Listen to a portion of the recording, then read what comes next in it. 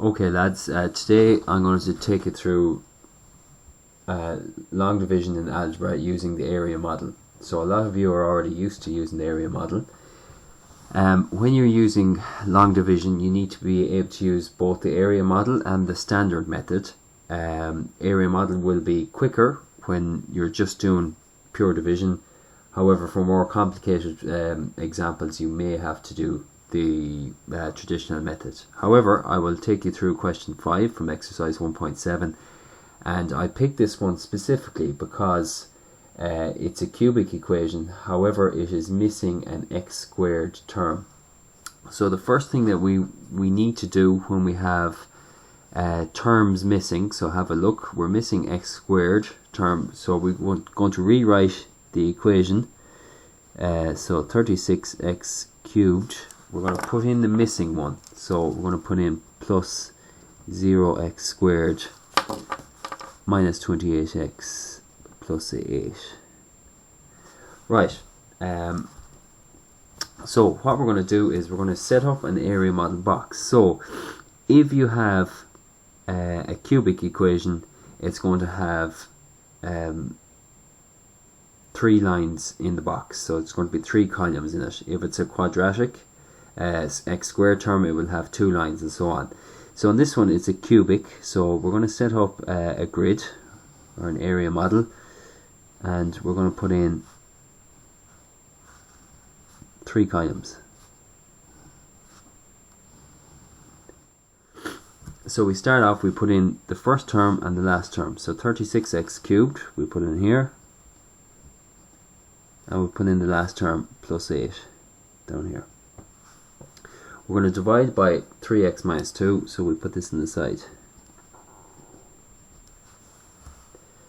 Okay, so we can actually pick out a couple of the answers already from looking at this. So when we divide an x binomial into a cubic, we should end up with a quadratic as our answer. So let's have a look. 36 divided by 3 is going to give you 12, and x cubed divided by x is x squared.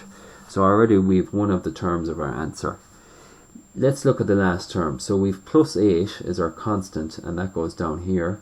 So 8 divided by minus 2, and that's going to give you minus 4. Okay, what we need to do now is fill in the remaining terms in the area model grid. So have a look.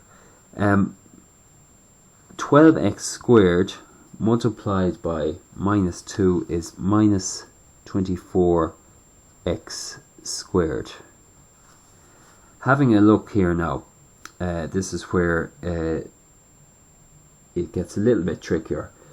So we're looking for 0x squared. However, we have minus 24x squared. So this particular, every diagonal needs to add up to the terms that you're looking for.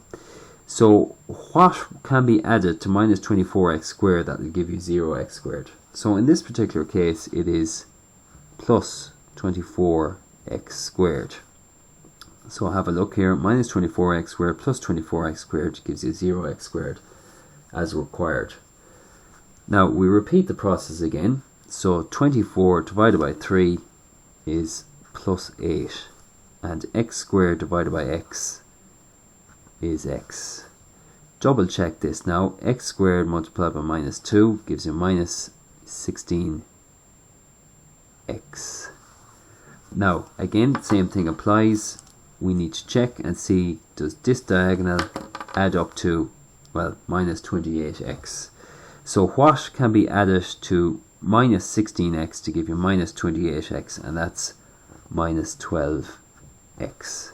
So just double check, do the last answer, last combinations of numbers give you what we need. So 3 into minus 12 is minus 4, and minus 4 by x is minus 4 by 3x is minus 12x. So that's fully correct. So our answer is 12x squared plus 8x minus 4.